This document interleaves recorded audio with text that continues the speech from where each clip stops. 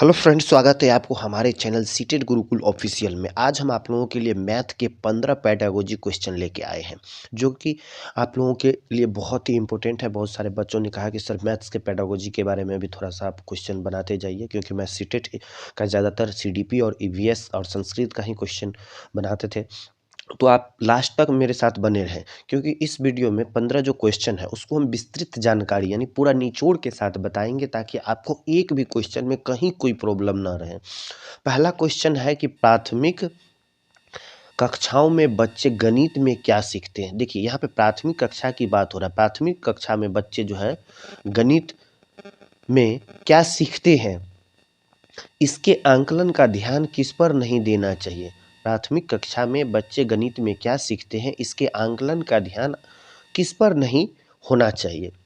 आपके पास ऑप्शन 4 है। पहला है गणितीय अवधारणाओं को समझना, दूसरा है गणितीय भाषाओं का विकास, तीसरा है गणित की समस्याओं का जवाब देने में सटीकता, और चौथा है तर्क कौशल का विकास करना।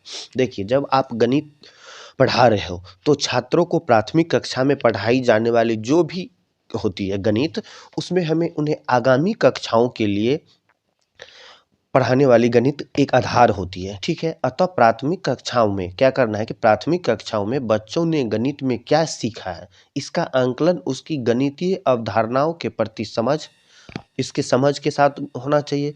दूसरा क्या है, तर्क कौशल का विकास होता है। तीसरा क्या है कि उनकी गणितीय भाषाओं का विकास होता है। लेकिन सबसे जो इम्पोर्टेंस हो जाता है वो की है कि गणित की समस्याओं का जवाब देना में सटीकता नहीं होना चाहिए, ठीक है। देखिए, आप गणित प्राथमिक कक्षा में जब आप बच्चे को गणित सिखा रहे हो तो इसका एक मतलब होता है कि आगामी जो कक्षा आने वाली होता है उसका आधार बनाना, बच्चे के तर्क कौशल का विकास करना, गणितीय भाषा का विकास करना। लेकिन उनके जो है गणित की समस्या का जवाब देने में सटीकता नहीं होनी चाहिए। चलिए अगला क्वेश्चन हम लोग देखते हैं, क्वेश्चन नंबर 2। क्वेश्चन नंबर 2 क्या कर रहा है, थोड़ा सा लंबा क्वेश्चन है कि प्रारंभिक गणित में क्या है कि प्रारंभिक कक्षाओं में एक गणितीय अवधारणा के विकास में प्रारंभिक कक्षा में एक गणितीय अवधारणा के विकास में निम्नलिखित निर्देशों का अनुक्रम किस प्रकार किया जाना चाहिए। मतलब स्टेप बाय स्टेप, पहला कौन होगा, दूसरा कौन होगा, तीसरा कौन होगा, चौथा कौन होगा। आपके पास ऑप्शन, पहला ऑप्शन है चित्र बनाना, दूसरा ऑप्शन है प्रतीकात्मक प्रतिनिधित्व का उपयोग करना, तीसरा है अनुभव प्रदान करना, और चौथा है भाषा के माध्यम से समझना। देखिए, तो इसका हम आंसर आपको पहले बता देते, उसके बाद हम आपको इसका पूरा डिस्क्रिप्शन कर देंगे, ठीक है। पहला क्या है, इसका आंसर हो जाएगा आपको 3 नंबर। 3 नंबर में पहला क्या है कि अनुभव प्रदान करना।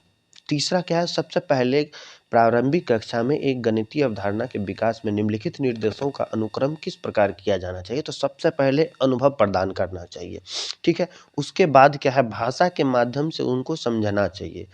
उसके बाद है उसको चित्र बना के समझाना चाहिए, और लास्ट में है प्रतीकात्मक प्रतिनिधित्व का उपयोग करना चाहिए, ठीक है। तो इसका आंसर हो जाएगा आपको ये बी आंसर हो जाएगा। चलिए इसके बारे में हम आपको कुछ विस्तृत जानकारी देते हैं।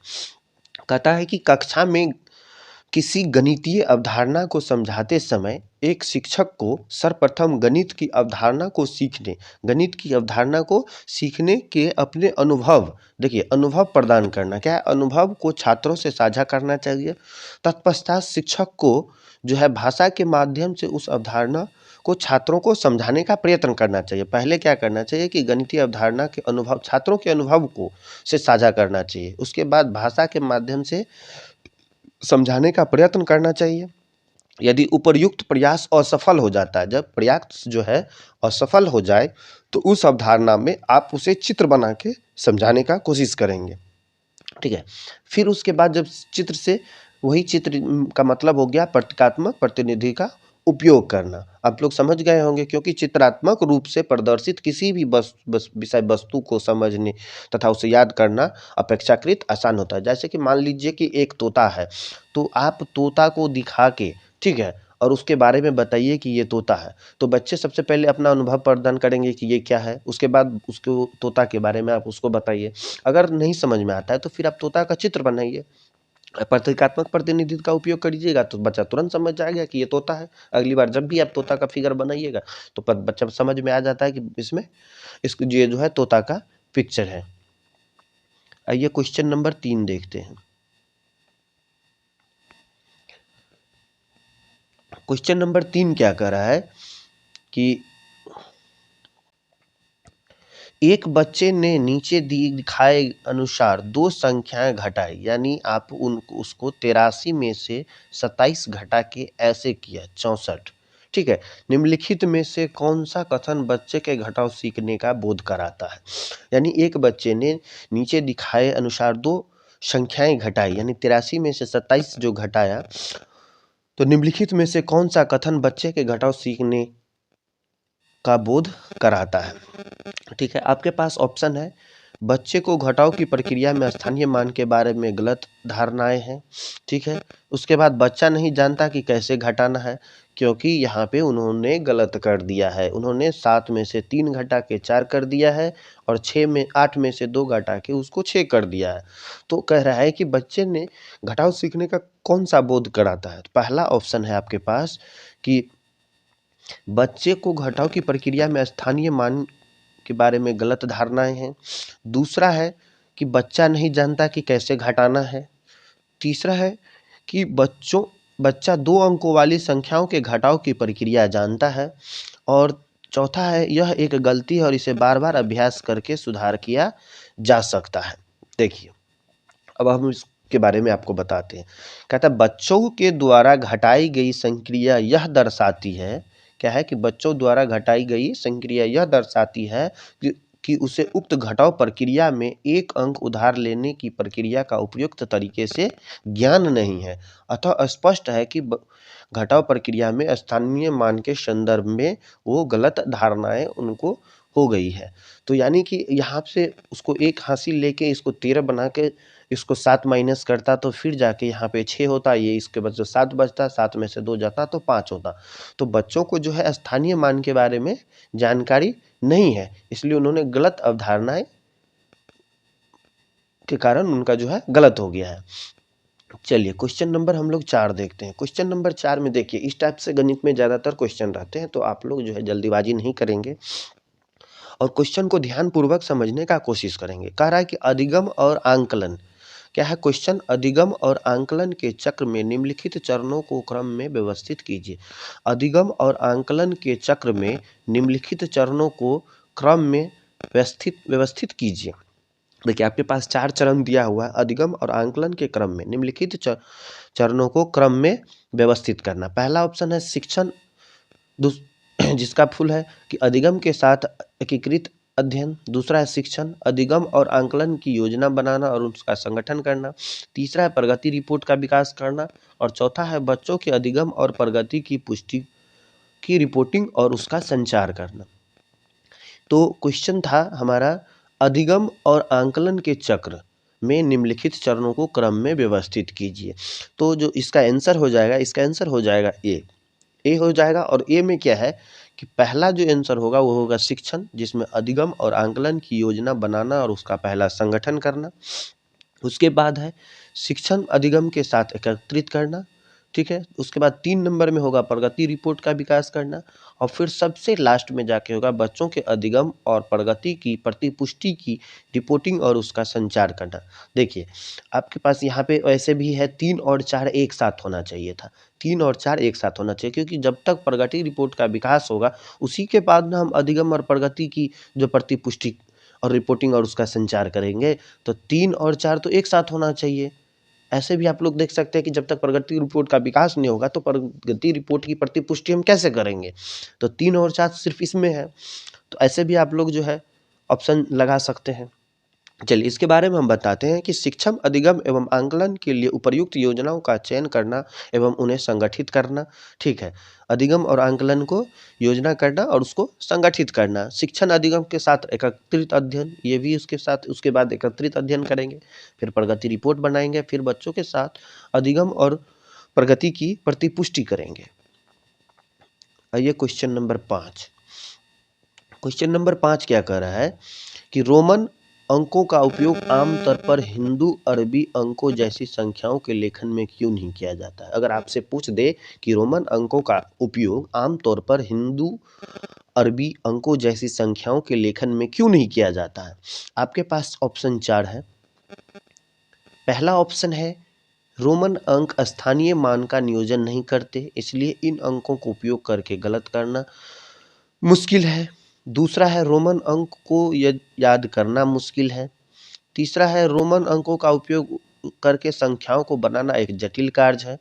और चौथा है बच्चे अंग्रेजी वर्णमाला और रोमन अंकों में भ्रमित हो जाते हैं। कहता है बच्चे अंग्रेजी वर्णमाला और रोमन अंकों में क्या है कि भ्रमित हो जाते हैं। तो इसका जो आंसर हो जाएगा, इसका आंसर हो जाएगा आपको ए। और ए में क्या कह रहा है कि रोमन अंक स्थानीय मान का नियोजन नहीं करते हैं, इसलिए इन अंकों का उपयोग करके गणना करना मुश्किल होता है। ठीक है, तो चलिए इसके बारे में हम आपको पूरा बताते हैं। क्या है कि रोमन अंक जो है प्राचीन रोम की संख्या प्रणाली है। क्या है? रोमन अंक जो है वो प्राचीन संख्या प्रणाली है। कौन सी संख्या प्रणाली है? प्राचीन संख्या प्रणाली है।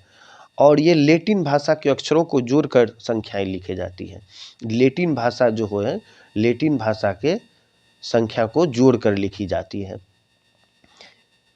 हिंदू अरबी अंकों जैसी संख्याओं के लेखन में उनका प्रयोग न होने के मुख्य कारण क्या होता है? चलिए हम आप लोगों को बताते हैं कि रोमन अंकों का उपयोग आमतौर पर हिंदू अरबी अंकों जैसी संख्याओं का लेखन में क्यों नहीं किया जाता है, तो हम बताते हैं आपको। इन अंकों में शून्य नहीं होता। सबसे पहले जो रोमन अंक होता है उनमें क्या होता है कि शून्य नहीं होता है। क्या नहीं होता है? पहला पॉइंट है कि शून्य नहीं होता। दूसरा है बड़ी संख्याओं को लिखना अत्यंत कठिन हो जाता है। जब बड़ी संख्या आती है तो एल एम भी सी ऐसे करके जो 500, 1000, 2000, 5000, 10,000 लिखने में क्या हो जाता है कि वो कठिन हो जाता है, अत्यंत कठिन हो जाता है। उसके बाद क्या है कि इसमें जो है स्थानीय मान जैसे कि हम लोग जो होता है स्थानीय मान का अवधारणा इनमें नहीं होता है। जैसे कि 6, 8, 10, 12, 14 है तो 6 का स्थानीय मान क्या होगा, लेकिन रोमन अंक में क्या होता है कि उनका अवधारणा नहीं होता है, जिस कारण इसमें गणितीय संक्रियाएं जो है अत्यंत कठिन हो जाती है। इसलिए इसमें गणना करना जो है क्या हो जाता है, कभी कभी मुश्किल हो जाता है। आते हैं क्वेश्चन नंबर 6 पे। 6 में क्या कह रहा है, एक शिक्षक अपनी कक्षा में बच्चों को उनके परिवेश में मौजूद वस्तुओं को भौतिक गुणों को अपने शब्दों में समझाने के लिए प्रोत्साहित करता है। अपने छात्रों को ऐसी कौन सी गतिविधि पीछे शिक्षक का सबसे उचित उद्देश्य क्या है? क्वेश्चन है, एक शिक्षक अपनी कक्षा में बच्चों को उनके परिवेश में मौजूद वस्तुओं और भौतिक गुणों को अपने शब्दों में समझाने के लिए प्रोत्साहित करता है। अपने छात्रों के साथ ऐसी गतिविधि करने के पीछे छात्रों का सबसे उचित उद्देश्य क्या होना चाहिए?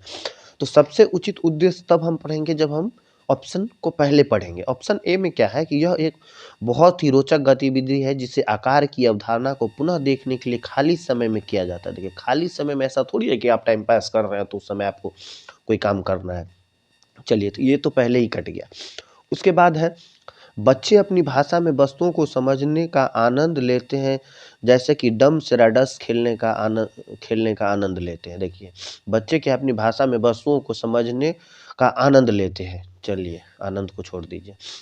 यह बच्चों को अनौपचारिक रूप से किसी वस्तु के भौतिक गुणों का निरीक्षण करने का अवसर देता है, जो आकारों के बारे में उसकी समझ को गहन बनाता है। चलिए ये ऑप्शन पे थोड़ा हम सा देख।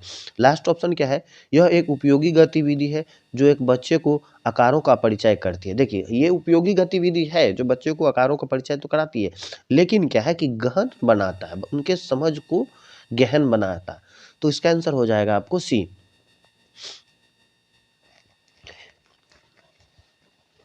जैसे कि इसमें हम आपको बताएंगे कि शिक्षक द्वारा छात्रों के साथ उन गतिविधियों के जैसे शिक्षक द्वारा छात्रों के साथ उन गतिविधियों का उद्देश्य किसी वस्तु के भौतिक जो गुण धर्म होते हैं, जैसे आकार, द्रव्यमान, परिमाप, अनुमानित क्षेत्रफल, पिछले कल के एग्जाम में आया था, 9 जनवरी के एग्जाम में आया था अनुमानित क्षेत्रफल।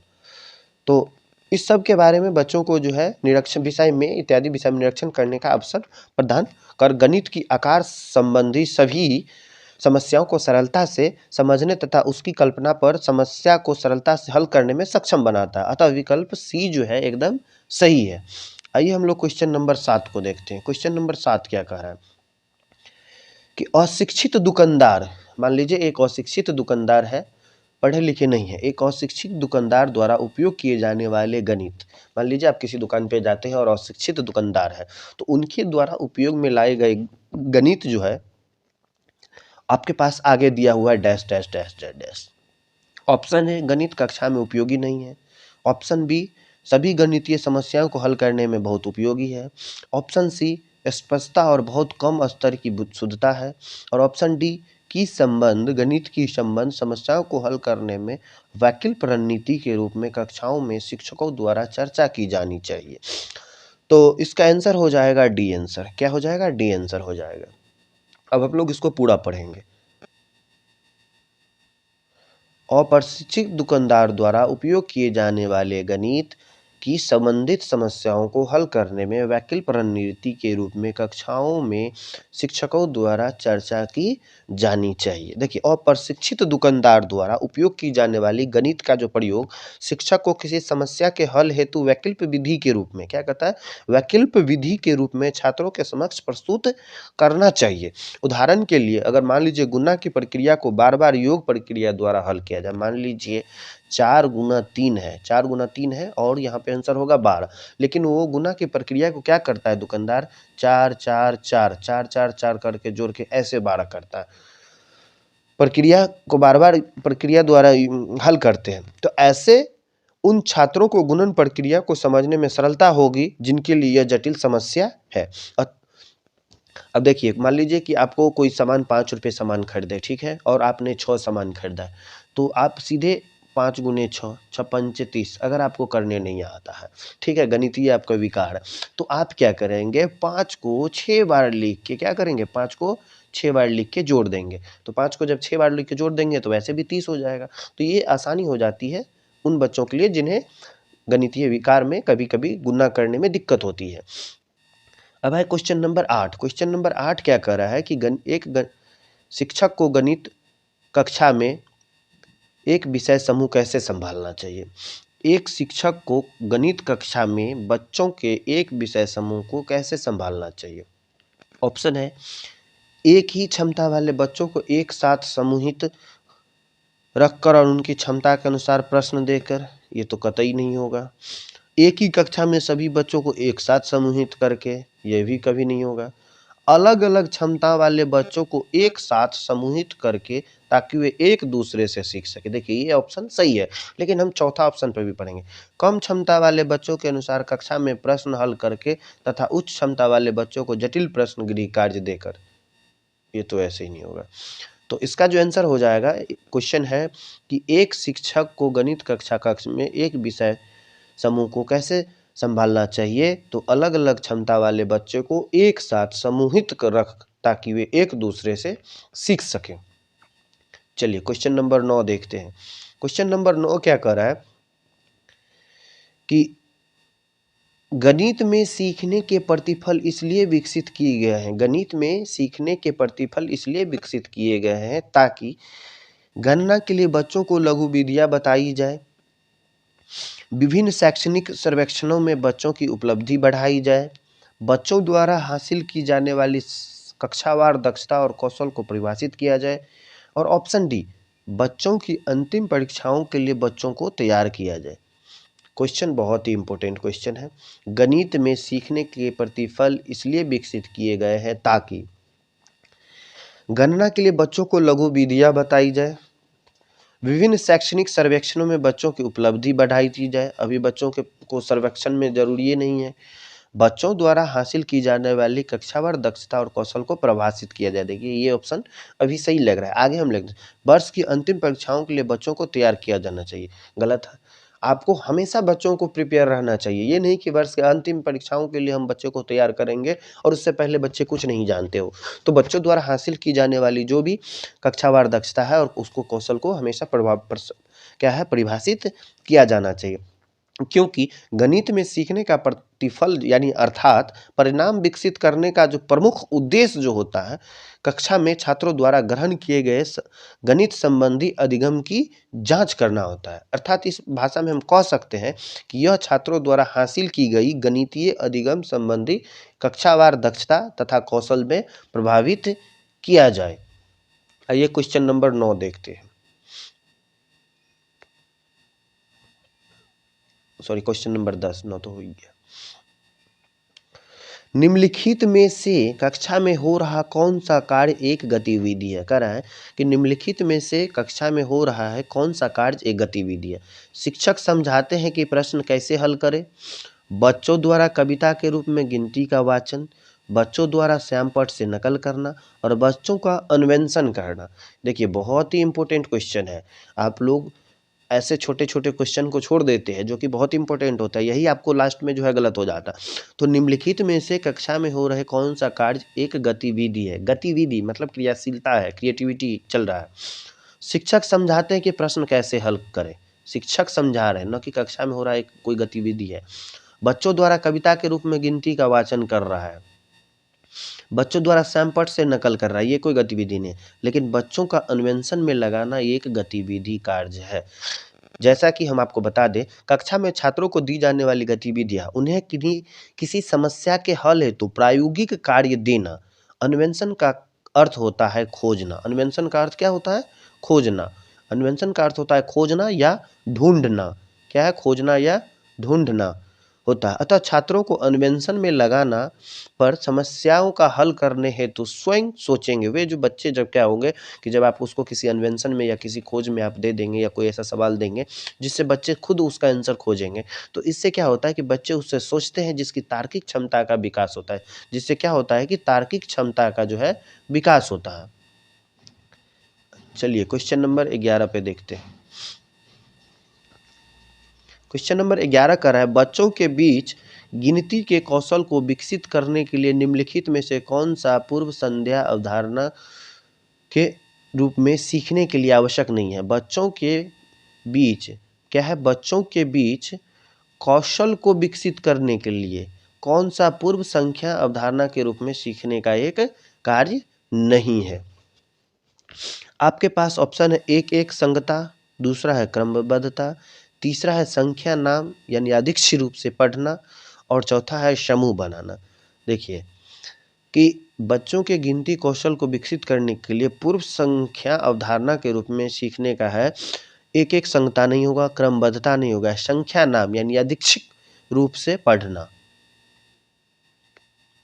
इसमें क्या कहता है कि बच्चों के बीच गिनती के कौशल को विकसित करने के लिए तथा गिनती को पूर्व संख्या अवधारणा क्या है? पूर्व संख्या अवधारणा के रूप में सीखने के लिए आवश्यक है कि बच्चे को संख्या नाम, बच्चे को क्या है कि संख्या नाम को यादृच्छिक रूप से न पढ़कर, यादृच्छिक रूप से न पढ़कर क्रमबद्ध रूप से पढ़ना चाहिए। कैसे पढ़ना चाहिए? क्रमबद्धता से पढ़े, क्योंकि ऐसा करने से उसे गिनती सीखने में सरलता होने के साथ उसे याद करने में भी आसानी होती है। चलिए अगला क्वेश्चन हम लोग देखते हैं, क्वेश्चन नंबर 12। क्वेश्चन नंबर 12 क्या कर रहा है कि एक बच्चे से यह पूछने पर कि क्षेत्रफल क्या है, 9 जनवरी के एग्जाम में दिया हुआ क्वेश्चन है कि एक बच्चे से यह पूछने पर कि क्षेत्रफल क्या है, उसने लंबाई गुने चौड़ाई उत्तर दिया। क्षेत्रफल की अवधारणा के बारे में बच्चों की समझ के बारे में आप क्या कह सकते हैं? ठीक है, आपके पास ऑप्शन है, बच्चे को क्षेत्रफल की अवधारणा के बारे में कोई जानकारी नहीं है, बच्चे ने किसी भी बंद आकार के क्षेत्रफल के सामान्य विचार को आयत के रूप में क्षेत्रफल का उपयोग किया, बच्चा सही कह रहा है क्षेत्रफल बराबर लंबाई गुने चौड़ाई है, और बच्चा क्षेत्रफल और परिमाप की अवधारणा के बीच में उलझन में है। देखिए बच्चा को जब आप क्षेत्रफल क्या है तो उन्होंने बता दिया कि लंबाई गुने चौड़ाई है, तो उनको कोई जानकारी नहीं है, ऐसा भी नहीं है, उसके बीच उलझन है, ये भी नहीं। आपके पास दो चीज़ बचता है, बी बच्चे ने किसी भी बंद आकार के क्षेत्रफल के सामान्य विचार को आयत के क्षेत्रफल के रूप में उपयोग किया। आयत के क्षेत्रफल के रूप में थोड़ी उन्होंने उपयोग किया, उन्होंने तो सिर्फ आपको क्षेत्रफल पूछे तो उन्होंने लंबाई गुने चौड़ाई बता दिया, जो कि बच्चा सही कह रहा है और क्षेत्रफल बराबर लंबाई गुने चौड़ाई है। अब देखिए कि हमने प्रत्येक आकृति का क्षेत्रफल भिन्न-भिन्न होता है। हम लोग को पता है कि प्रत्येक आकृति का क्षेत्रफल जो है भिन्न-भिन्न होता है, क्योंकि लंबाई गुने चौड़ाई आयत का क्षेत्रफल होता है। क्या है? आयत का क्षेत्रफल होता है। अतः बच्चे का क्षेत्रफल क्या है? उसके उत्तर रूप में इसे देना स्पष्ट है कि उसने क्षेत्रफल तो किसी बंद आकार के क्षेत्रफल के सामान्य विचार को आयतन के रूप में क्षेत्रफल पे उपयोग किया होगा। तो यानी कि इसका आंसर बी हो जाएगा। हमने यहाँ पे थोड़ा-सा गलत कर दिए कि उनको जानकारी नहीं था और ये अवधारणा उलझन गलत है, ये गलत है। इसका आंसर हो जाएगा बच्चों ने किसी भी बंद आकार के क्षेत्रफल के सामान्य विचार को आयत के रूप में प्रयोग किया है। ठीक है, क्वेश्चन नंबर हम लोग 13 देखते हैं। 13 में क्या कह रहा है कि गणित सीखने के संबंध में निम्नलिखित में से कौन-सा कथन सत्य है? देखिए, गणित सीखने के संबंध में निम्नलिखित में से कौन-सा कथन सत्य है? गणित सीखने के लिए एक कठिन विषय है। आमतौर पर लड़कियां गणित में कमज़ोर होती है। हर कोई गणित सीख सकता है। गणित केवल कठोर अभ्यास से सीखा जाता है। देखिए, अब इसमें नेगेटिव भी मिलेगा आपको, पॉजिटिव शब्द भी मिलेगा, अभ्यासपूर्ण अनुमान भी लगेगा, तार्किक भी है, सभी प्रकार के ऑप्शन इसमें डाल दिए गए हैं। और आपको देखिए, सवाल था कि गणित सीखने के संबंध में कौन-सा कथन सत्य है? गणित सीखने के लिए एक कठिन विषय है।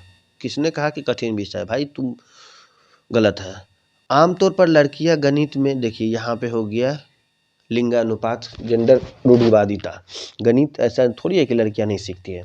गणित हर कोई सीख सकता है। चलिए ये ऑप्शन ठीक है। और ऑप्शन है गणित केवल कठोर अभ्यास। ऐसा नहीं है कि केवल कठोर अभ्यास से ही गणित सीखा जा सकता है। गणित हर कोई सीख सकता है। अगर आपको वीडियो अच्छा लग रहा हो, यहाँ तक आए हैं तो चैनल को सब्सक्राइब कर ले, सपोर्ट करें, क्योंकि वीडियो बहुत ही लंबा बन जाता है और बहुत ही मेहनत लगता है वीडियो बनाने में।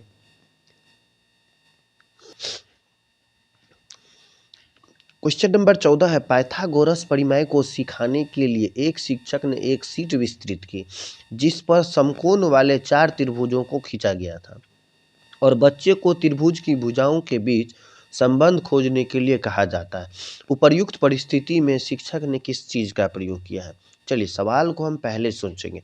पहला है कि पाइथागोरस परिमेय को सिखाने के लिए एक शिक्षक ने एक शीट विस्तृत किया जिस पर समकोण वाले 4 त्रिभुजों को खींचा गया है, ठीक है, और बच्चे को त्रिभुज की भुजाओं के बीच संबंध खोजने के लिए कहा जाता है। उपर्युक्त परिस्थिति में शिक्षक ने क्या किया है? तो उपर्युक्त परिस्थिति में शिक्षक ने क्या किया है? तो शिक्षक ने आगमन विधि का प्रयोग किया। किसका प्रयोग किया? आगमन विधि को।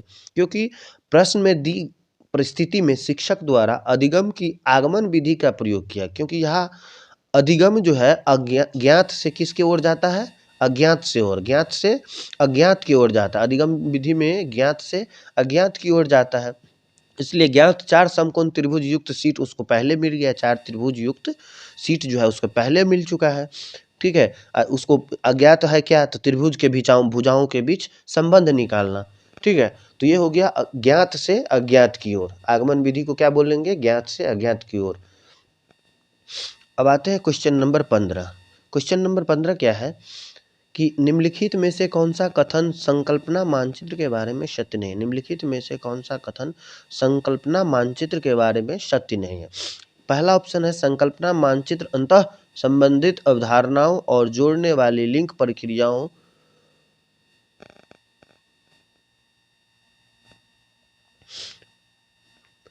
पहला ऑप्शन निम्नलिखित में से कौन सा कथन संकल्पना मानचित्र के बारे में सत्य नहीं है? संकल्पना मानचित्र अंतः संबंधित अवधारणाओं जोड़ने वाली लिंक का संग्रह प्रस्तुत करते हैं। संकल्पना मानचित्र केवल शिक्षकों द्वारा बनाया जाना चाहिए। संकल्पना मानचित्र में पदानुक्रमित होता है। और डी में है संकल्पना मानचित्र पर नए शिक्षण को पूर्व ज्ञान से जोड़ने में सहायक होता है। देखिए, अब हम आप लोगों को बताते हैं कि क्या है संकल्पना मानचित्र। संकल्पना मानचित्र का मतलब होता है संकल्पना मानचित्र केवल शिक्षकों द्वारा बनाया जाना चाहिए। क्या है? केवल शिक्षकों द्वारा बनाया जाना चाहिए। इसलिए क्योंकि संकल्पना मानचित्र संज्ञानात्मक संरचना का द्विआयामी चित्रण होता है। जो संकल्पना मानचित्र होता है वो किसका होता है? संज्ञानात्मक। किसका? संज्ञानात्मक संरचना का द्विआयामी, क्या? द्विआयामी होता है, ठीक है, द्विआयामी चित्रण होता है, जो किसी विषय अथवा प्रकरण के संप्रदाय को श्रेणीबद्ध क्या करता है, श्रेणीबद्ध तथा अंतः संबंध को दर्शाता है। क्या करता है, अंतः संबंध को दर्शाता है। अर्थात यह मानचित्र किसी व्यक्ति यानी शिक्षक, छात्र या कोई अन्य द्वारा ज्ञान किस प्रकार संगठित किया जाता है, प्रस्तुत करता है। अतः इससे यह स्पष्ट हो जाता है कि संकल्पना मानचित्र केवल शिक्षकों द्वारा बनाया जाना चाहिए और यह प्रस्तुत करता है कि यह आवश्यक है कि एक मानचित्र का केवल शिक्षक द्वारा ही किया जाना चाहिए। तो चलिए यहीं पे हम वीडियो को समाप्त करते हैं। वीडियो थोड़ा लंबा हो गया है। अगर वीडियो आप लोगों को अच्छा लगे तो हमारे चैनल को सब्सक्राइब करें, सपोर्ट करें। थैंक यू, धन्यवाद।